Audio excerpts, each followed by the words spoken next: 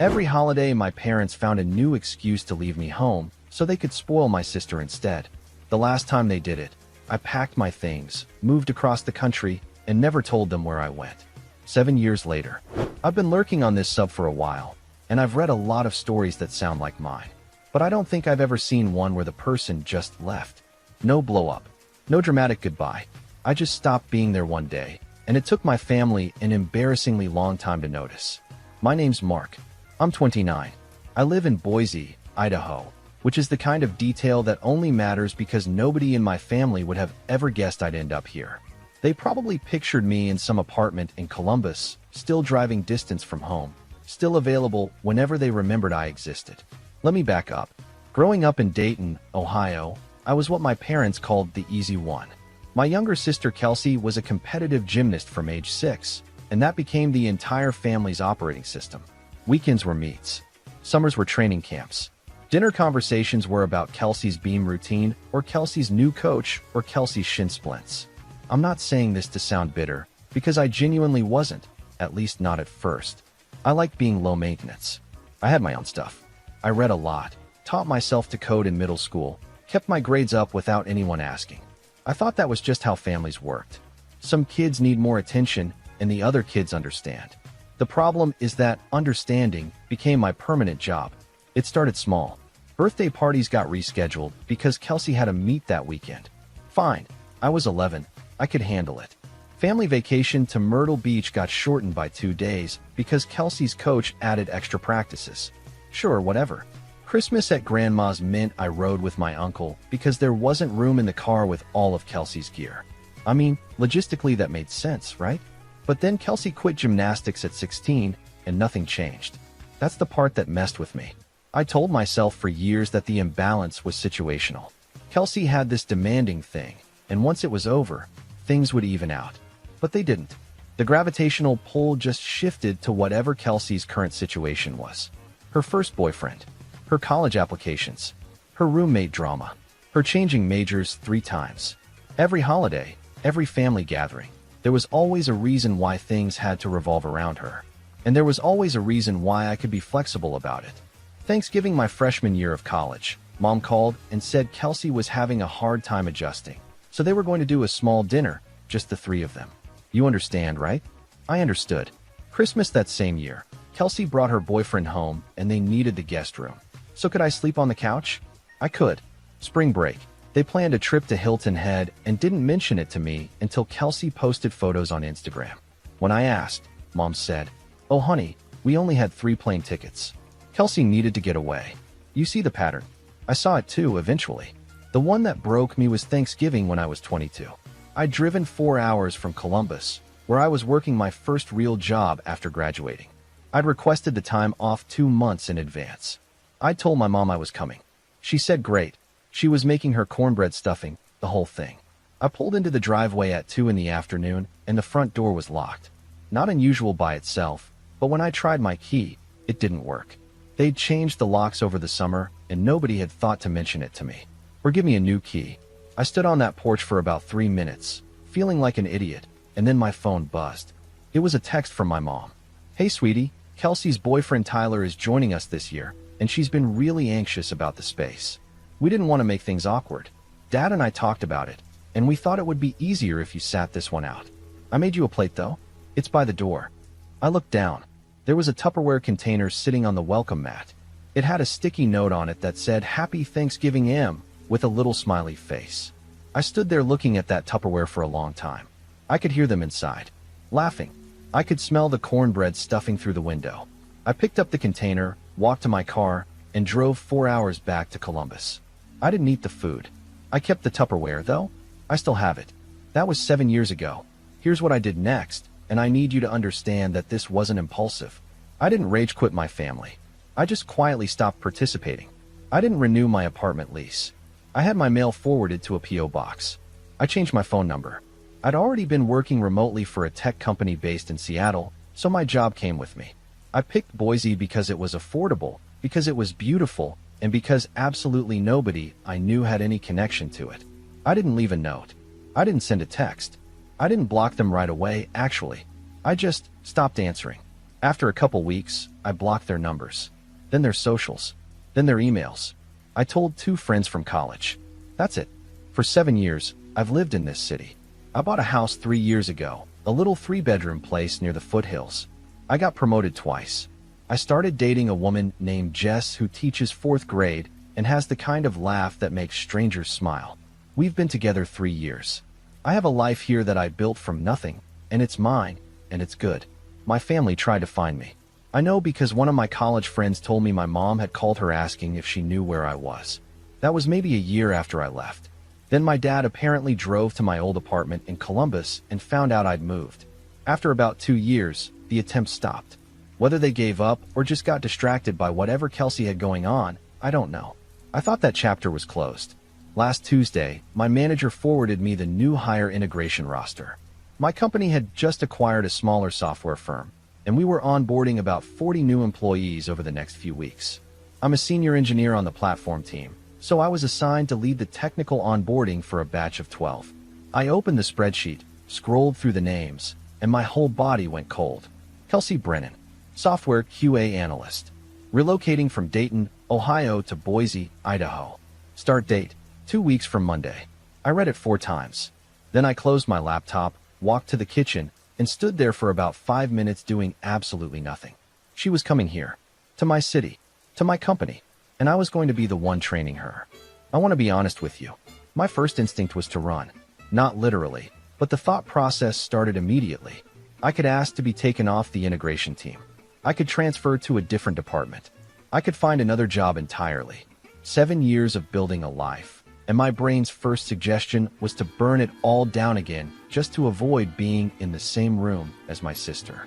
That scared me more than seeing her name on the roster. Just got home around 4:30 that afternoon. She teaches at a school about 10 minutes from our place, and she usually walks through the door already talking about whatever ridiculous thing one of her students said that day. This time she found me sitting on the couch holding an open laptop and staring at the wall. "Okay," she said, setting her bag down slowly. "That's not a normal face. My sister is starting at my company in 2 weeks. Just knew about my family." She knew the broad strokes, the favoritism, the years of being pushed aside, the fact that I'd cut contact and moved across the country. But I'd always kept the details vague. I'd said things like, it just got to a point where I had to go, and she'd respected that, never pushed. It was one of the things I loved about her, honestly. She trusted me to share when I was ready. Sitting on that couch, I realized I'd never actually been ready until someone forced my hand. "I need to tell you something," I said, "about why I actually left." So I told her the whole thing. Not just the Thanksgiving text, but the years leading up to it. The rescheduled birthdays. The vacations I wasn't invited to. The Christmas I slept on the couch so Kelsey's boyfriend could have the guest room.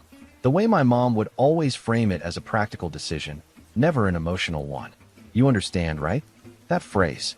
Over and over. "You understand. You're the easy one. You don't need as much." And then I told her about the Tupperware. Jess didn't say anything for a long time. She sat next to me, and she was quiet in a way that felt purposeful, like she was absorbing it. Then she said, "The sticky note had a smiley face?" "Yeah. They put a smiley face on it." "Yeah." She pressed her hand against her mouth and closed her eyes, and I could see she was trying really hard not to cry, which almost made me lose it, because I hadn't cried about this in years. "Okay," she said after a minute. "So what do you want to do?" That was the question. I'd been running scenarios since I saw the roster. Here were my options as I saw them. Option 1, recuse myself from the onboarding team. I could go to my manager, explain that I had a personal connection to one of the new hires, and ask to be reassigned.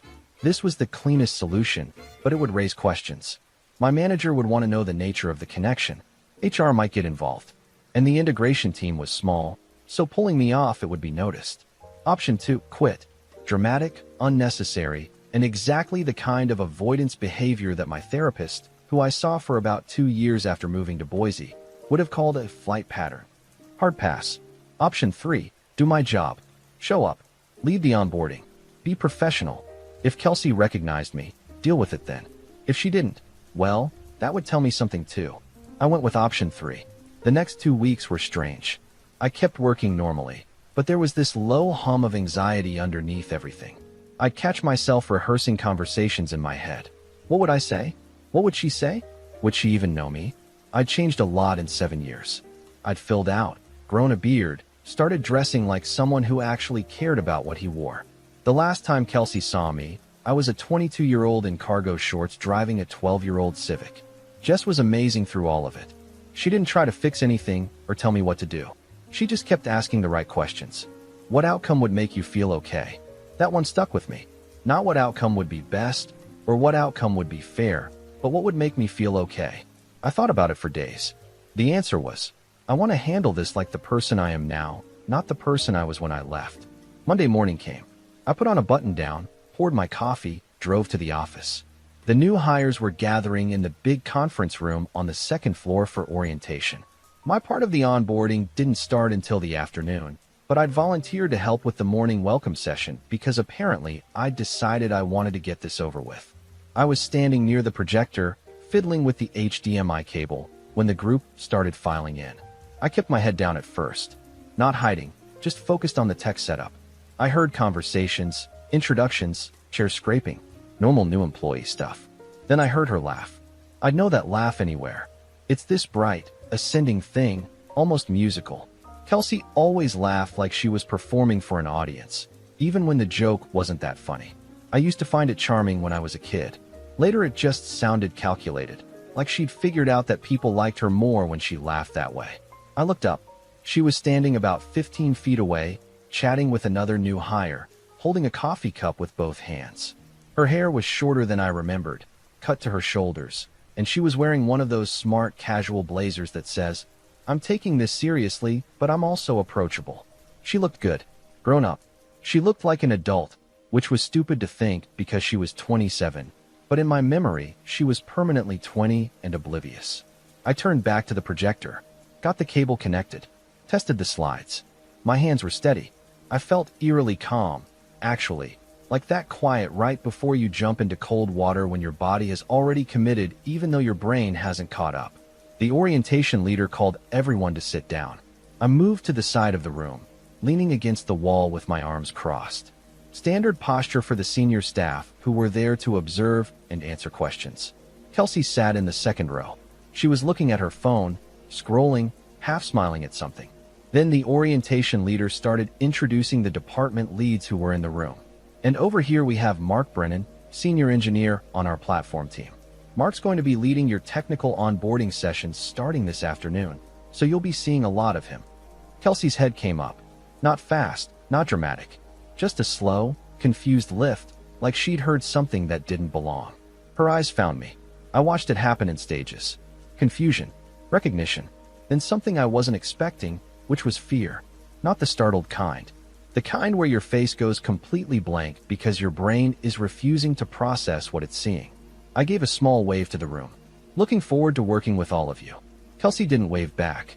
She didn't move. She just sat there with her coffee cup frozen halfway to her mouth, staring at me like I'd walked out of a wall. The orientation continued. I stayed against the wall. Kelsey stayed in her seat. Neither of us said a word, but I could see her hands shaking. She caught me in the hallway during the lunch break. I was heading to the break room, and she stepped out of a doorway like she'd been waiting, which she probably had. Her face was doing that thing it always did when she wanted something. This careful arrangement of vulnerability that was supposed to make you feel like protecting her. I'd seen it 1,000 times growing up, directed at dad, at teachers, at coaches, at boyfriends. Never at me, actually. I'd never been important enough to perform for. Mark. Her voice cracked on it. Oh my God. Mark. Hey, Kelsey. What are you? You're here. You've been here. 7 years. Give or take. She stepped forward like she was going to hug me, and I took a small step back. Not aggressive. Just enough. She stopped. Mark, we've been looking for you. Mom and Dad. We didn't know where you went. We thought something happened to you. I'm fine. I've been fine. You just disappeared. Do you understand how scared we were? I looked at her for a moment. I wanted to ask how long that fear had lasted. A month? 6 months? At what point did scared become inconvenienced and then become nothing? But this was work. We were standing in a hallway with fluorescent lights and motivational posters, and there were people 20 feet away eating leftover pasta. This isn't really the place for this conversation, I said. Then when? Where? Mark, you're my brother. And right now I'm your onboarding lead. The technical session starts at 1:30. Conference room B. I walked past her. She didn't follow. Here's where I need to be honest with myself and with you. That felt terrible. Not because I was being cruel, because I don't think I was, but because there was a version of me that wanted to break down in that hallway and tell her everything and cry and have her say she was sorry and mean it. That version of me was maybe 14 years old and still believed that if he just explained things clearly enough, his family would get it. I'm not 14 anymore, and explaining had never worked. The afternoon onboarding went fine. I led the session, walked the new hires through our code-based architecture, answered questions, kept things moving. Kelsey sat in the back and didn't ask a single question.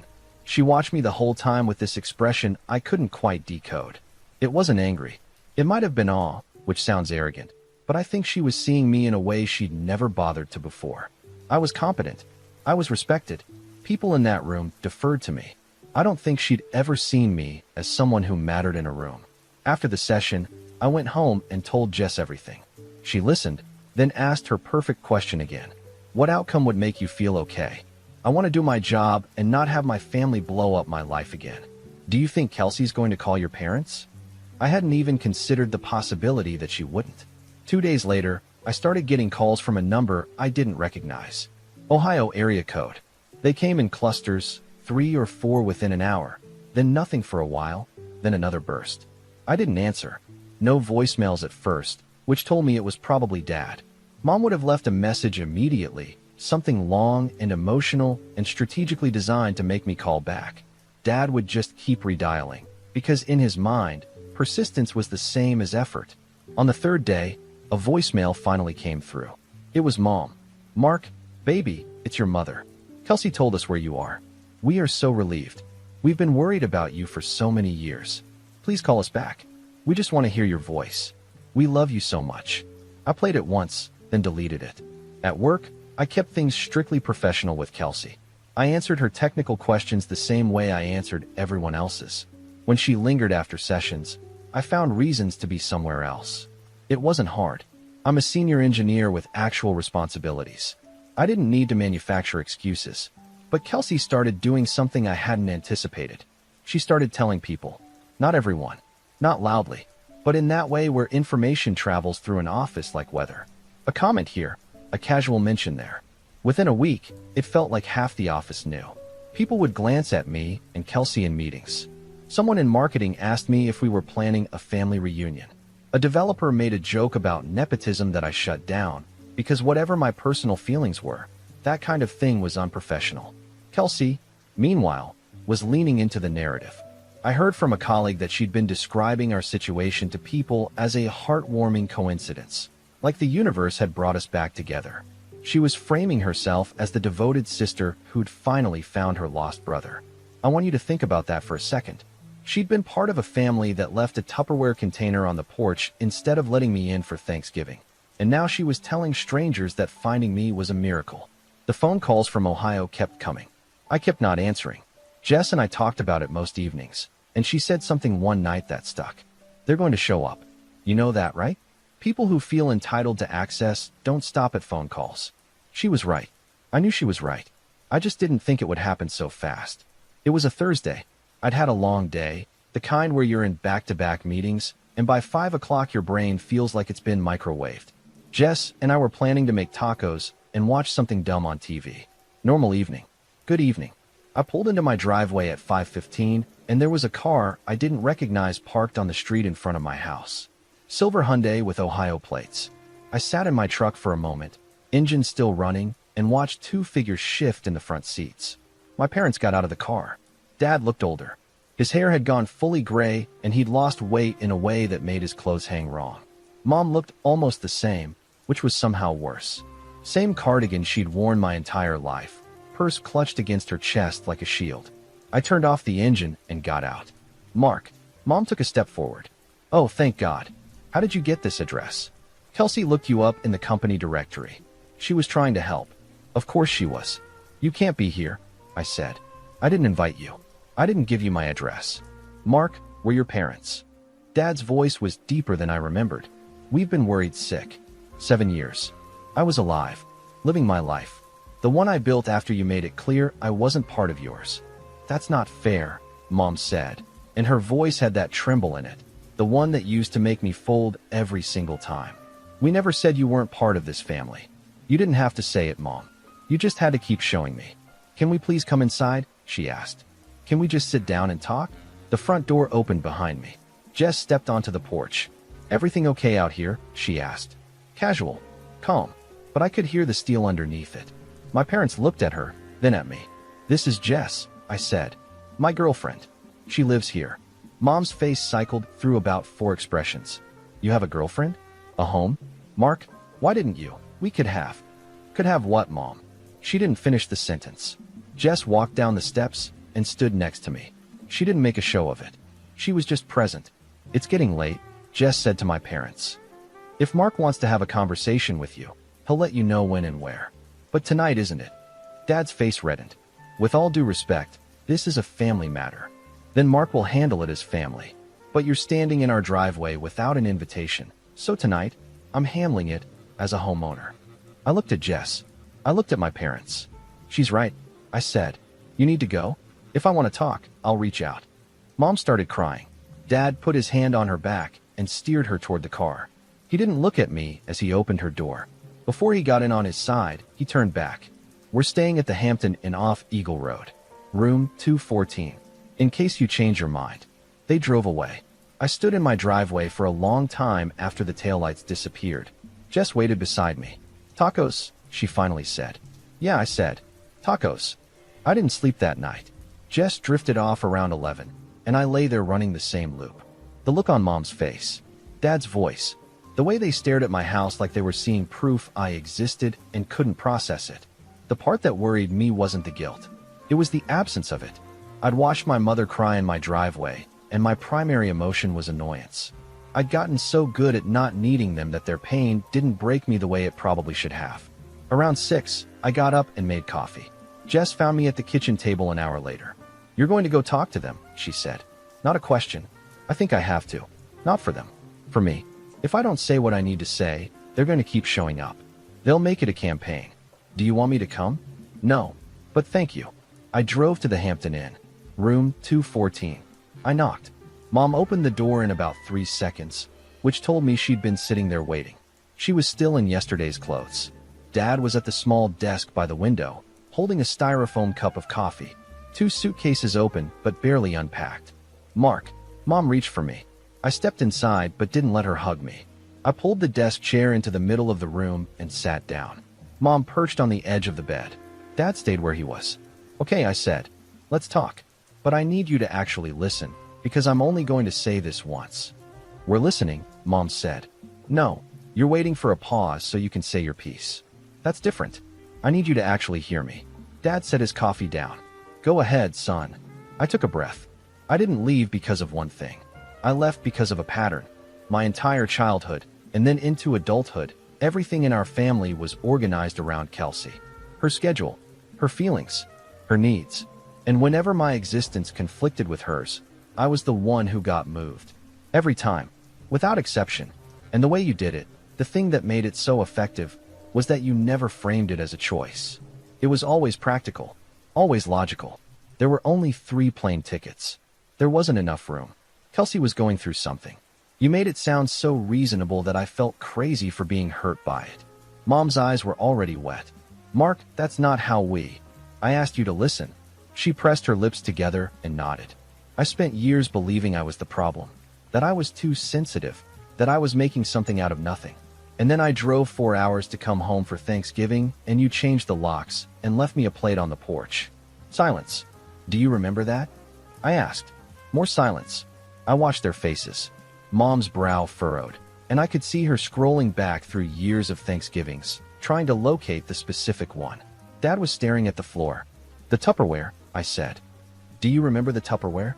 Mom shook her head slowly, not denying it, just not remembering, which was almost worse. You texted me while I was standing on the porch. You said Kelsey's boyfriend was joining you and there wasn't enough space. You said you'd made me a plate. There was a Tupperware container on the welcome mat with a sticky note that said, Happy Thanksgiving, M, with a smiley face. I could hear you inside. I could smell the stuffing. Mom covered her face with her hands. I drove 4 hours home. Alone. On Thanksgiving. And that Tupperware was the last thing any of you ever gave me. Dad's voice came out rough. That was one time, Mark. No, Dad. That was every time. It was just the first time you put it in a container where I could hold it and look at it and know exactly what it was. You made your daughter a full Thanksgiving dinner, and you made your son a doggy bag. And you put a smiley face on it. The room was very quiet. I could hear the ice machine humming down the hall. I didn't leave to hurt you, I continued. I left because I finally understood that the space you kept clearing around Qley was permanent. It wasn't going to change. And I couldn't keep standing on the porch waiting for someone to open the door. Mom was crying properly now. The kind where you can't talk. Dad was gripping the edge of the desk with both hands, and his knuckles were white. I've built a good life here, I said. I have a home, a career, a woman I love, people who treat me like I matter. I didn't build this to punish you. I built it because I needed to know what it felt like to be someone's first choice. Or at least not someone's last. Dad looked up. His eyes were red. What do you want us to do? He asked. I want you to go home. I want you to think about what I've said. Not react to it. Think about it. If at some point you actually understand what happened, not just feel bad about the consequences, then maybe we can have another conversation. And Qley. Mom managed, through the tears. Qley and I work at the same company. I'll keep that professional.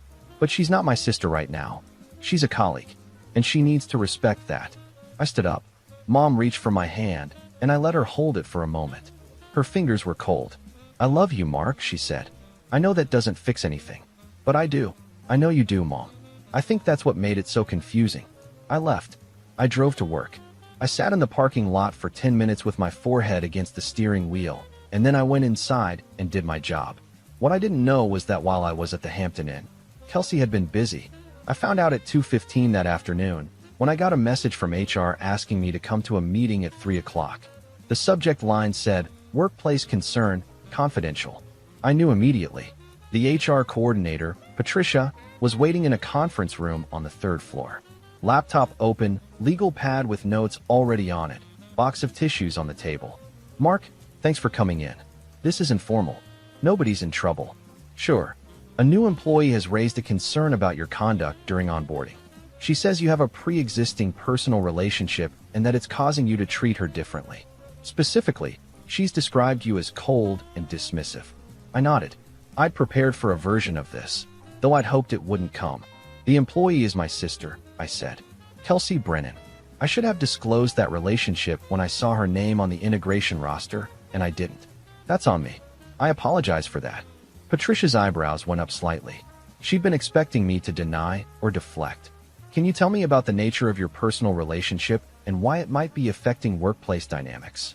My sister and I have been estranged for 7 years. Her hiring here was a coincidence. I chose to remain professional and treat her like every other new hire. If she's reading professional distance as coldness, I understand her perspective. But I haven't treated her differently from anyone on the team. Have other team members observed this? You're welcome to ask them. Patricia made a note. For what it's worth, no one else has flagged any concerns about your conduct. Can I ask you something? I said, of course. Did Qley mention why we've been estranged? Patricia hesitated. She said it was a family misunderstanding that you'd blown out of proportion. I let that sit in the air between us. A family misunderstanding. 7 years. 2,000 miles. A Tupperware container on a porch. I'd like to request reassignment from her onboarding track, I said. Not because I've done anything wrong, but because the personal dynamic is clearly making it difficult for her to engage with me as a supervisor. I think it's best for both of us. I think that's a reasonable request. I'll coordinate with your manager. Thank you, Patricia. I stood up to leave. At the door, I turned back. For the record, I've been with this company for 6 years. I've never had a complaint. I've never had a conflict. My performance reviews are in your system. Whatever Qley told you about a family misunderstanding, I'd encourage you to consider the possibility that the person who moved 2,000 miles away to escape the misunderstanding might not be the one who caused it. I walked out. The hallway was empty. I could feel my pulse in my fingertips. My phone buzzed. A text from a number I didn't have saved but recognized from the recent call log. Dad, your mother hasn't stopped crying since you left. I hope you're proud of yourself. I read it once. I didn't respond, but I didn't delete it, either. because that text told me everything I needed to know about whether he'd actually listened to a single word I'd said. HR concluded their review 3 days later. Patricia emailed me a summary. No actionable findings against me. No evidence of differential treatment. Multiple colleagues had confirmed I'd been professional and consistent with all new hires. Qley received a formal counseling about the company's workplace complaint process and was reassigned to a different onboarding track under another senior engineer named Beth, who was perfectly nice and also would not tolerate nonsense. I wasn't told exactly what the counseling included, but I noticed a shift in Qley's behavior almost immediately. She stopped telling people we were siblings. She stopped lingering near my desk. She started eating lunch at her own desk instead of in the break room where I usually sat. For about a week, it felt like the situation was resolving itself. Then she cornered me in the parking garage.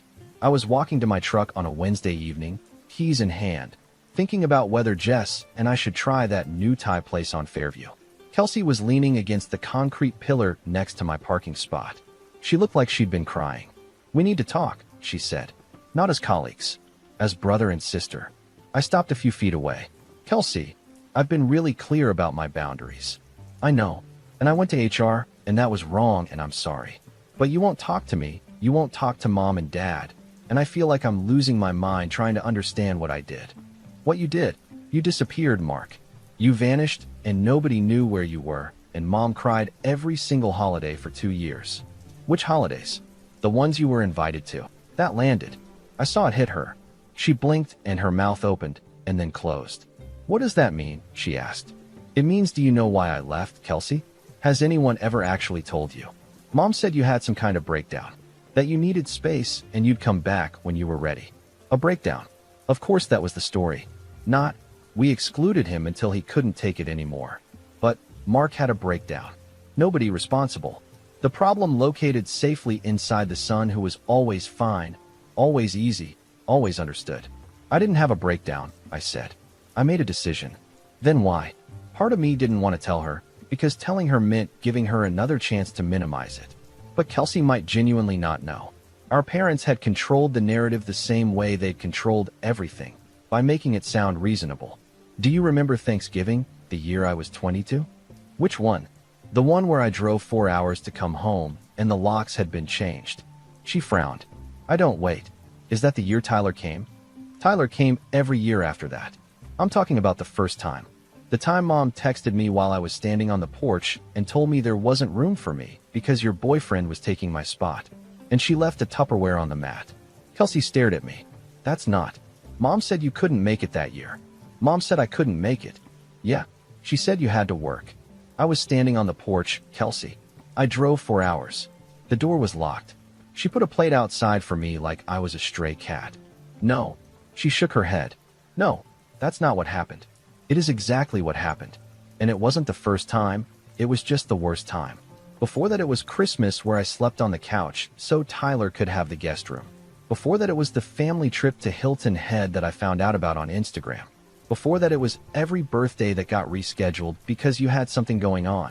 Every single time there was a choice between your comfort and my existence, they chose you. Every single time. Mark, I didn't ask them to do that. I know, but you didn't notice, either. And after a while, not noticing is its own kind of choice." She was crying now, not her performed crying. This was ugly and involuntary, her face twisting in a way she'd have hated if she could see it. "I didn't know," she said. "I swear I didn't know you were out there. I believe you." And I did. Qley wasn't the architect of what happened to me. She was the beneficiary. That distinction matters, but it doesn't erase the damage. "What do I do?" she asked. "How do I fix this?" "I don't know if you can. Not right now. Maybe not ever. I've spent 7 years building a life where I don't have to earn a seat at anyone's table, and I'm not willing to give that up. Not even for you. So that's it. We're just strangers. We're colleagues. For now, that's what I can offer." She wiped her face with her sleeve. She looked young in that moment, younger than 27. She looked like the kid sister I used to help with her math homework, back when the imbalance was small enough to ignore. "I'm sorry," she said. "I know you probably don't believe me, but I'm sorry. I believe you're sorry. I'm just not sure what you're sorry for yet. There's a difference between being sorry that things are painful and being sorry for the things that caused the pain." She nodded and walked away. I got in my truck and drove home. That was about 4 months ago. Here's where things stand. Qley transferred to the company's Portland office about 6 weeks after that conversation. Her last day in Boise, she came by my desk, said goodbye, and asked if she could hug me. I let her. It was brief and stiff, and it smelled like the same shampoo she'd used since high school, and it almost broke me. We don't text. We don't call. She sent me a LinkedIn connection request, and I accepted it, which felt like the right amount of contact for where we are. My parents went back to Ohio the day after I visited them at the hotel. Dad's text about Mom crying was the last thing he sent. For about a month, nothing. Then in November, a letter arrived. Actual paper, in an envelope, with a stamp. Mom's handwriting. It was 3 pages. I won't share all of it because some things should stay private even in a Reddit post. But there was one part I'll tell you about. She wrote about the Tupperware. She said that after I told them about it at the hotel, she went home and went through the kitchen cabinets looking for the container, even though obviously it wasn't there because I'd taken it. She said she found the shelf where she kept that set, and there was a gap where one was missing, and she sat on the kitchen floor and cried because the gap had been there for 7 years and she'd never noticed. She said she was sorry. She'd started seeing a therapist. Dad was resistant, but she was working on him. She didn't expect a reply, but she wanted me to know that she heard me, and that the Tupperware on the porch was the worst thing she'd ever done as a mother. I read the letter twice. I put it in a drawer. I haven't written back. I don't know if I will. My therapist, who I started seeing again after all of this, says that makes me someone who's finally putting himself first, and that the discomfort I feel about it is a leftover from 22 years of being trained to put myself last. Jess and I are good. Really good. She told me the other night that she was proud of me, and I asked her what for, and she said, for not pretending it doesn't matter, and for not pretending it matters more than it does. I'm going to marry that woman someday. The Tupperware is in our kitchen. Top shelf, behind the mixing bowls. I don't look at it often, but I know it's there. Jess asked me once why I kept it, and I said I wasn't sure. But I think I am sure now. I keep it because it's proof. Not proof that my family treated me badly. I don't need a plastic container to know that. Proof that I survived it. Proof that I picked it up off a porch in Ohio and carried it 2,000 miles to a life where a plate on the doorstep is unthinkable. Where the door is always open. Where there's always room. I keep it because it reminds me where I started. And I keep it because every time I see it, tucked behind the mixing bowls in a kitchen I own, in a house I bought, in a life I chose, I know exactly how far I've come. If you've read this far, thanks for sticking with me. 7 years of not telling this story, and it felt good to finally get it out. If any of this sounds familiar, if you're standing on someone's porch right now waiting for a door that's never going to open, I want you to know, you can walk away. And the life you build after that can be so much bigger than the space they refuse to make for you. Trust me on that one.